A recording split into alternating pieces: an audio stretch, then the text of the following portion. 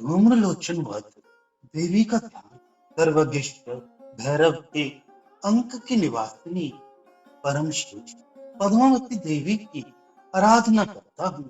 वे देवी नागराज के आसन पर आसीन है।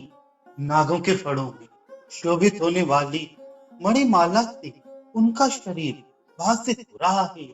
उनके अंगों की दीप्ति सूर्य के समान है और तीन नेत्र उनके सौंदर्य का वर्धन कर रहे हैं। उनके हाथों में माला, कुंभ, कपाल और कमल है तथा उनके मस्तक में अर्धचंद्राकार मुकुट शोभायमान हो रहा है।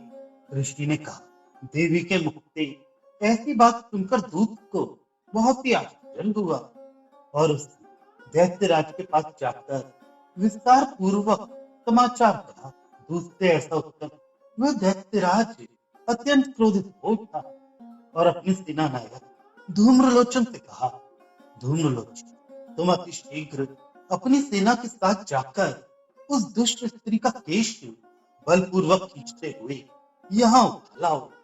उसका रक्षक यदि यक्ष, गंधर्व, देवता आदि कोई भी हो तो तुम उसे अवश्य मार डालना। तब ऋषि ने शुंभ का आदेश पाकर वह धूम्रलोचन अपनी 60,000 सेना के साथ वहां से तुरंत ही चल पड़ा। वहां पहुंच उसने हिमालय पर निवास करने वाली देवी को देखा और ललकार कर आदेश भरी स्वर में कहा, अरे तू मेरे स्वामी शुंभ निशुंभ के पास चल। यदि तुम स्वेच्छा से मेरे साथ नहीं चलोगी, मैं तुम्हारे केश पकड़कर घसीटते हुए जबरन तुम्हें ले चलूंगा।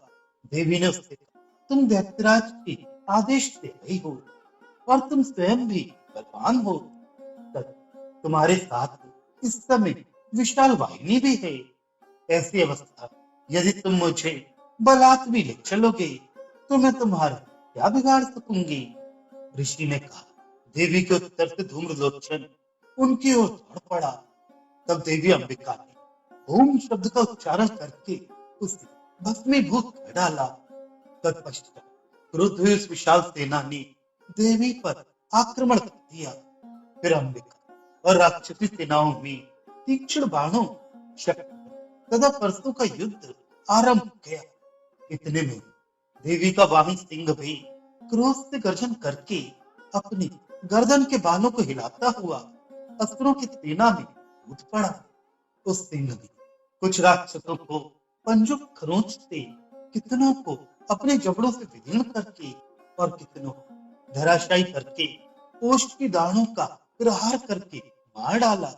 इतने दानवों का उस सिंह ने अपने नाखूनों से पेट फाड़ दिया। कितनों का सिर थप्पड़ मार मार कर धड़ से अलग कर दिया। कितनों की भुजाएं और मस्तक उसने काट खाए तथा अपनी गर्दन के बाल हिलाते हुए उसने कितनों के ही पेट चीर कर उनके रक्तपान कर डाले। अत्यंत क्रोधित देवी के उस वाहन महाबली सिंह ने क्षण मात्र में ही सारी दानवी सेना का अंत कर दिया। तुम राक्षस, जब ये समाचार मिला कि युद्ध में धूम्रलोचन मारा गया और उसकी सेना सिंह के द्वारा नष्ट हो गई, तब वह अत्यंत कुपित हुआ। क्रोध में आकर उसके अधरोष्ट कंपित हो उठे। उसने चंडमुंड नामक 2 महाबली व्यक्तियों को आदेश दिया, हे चंडमुंड, तुम लोग अपनी विशाल सेना लेकर जाओ और उस देवी को घसीट कर अथवा उसे बांध कर पकड़ लाओ। यदि इस प्रकार उसका आना कठिन हो तो उस पर समस्त दानवी सेना के शस्त्रों का प्रहार करके वहीं पर वध कर देना। उस दुष्ट का हत्या हो जाने तथा सिंह के मारे जाने पर उस अंबिका को पाश पे बंद करके यह तुरंत ही लौटा।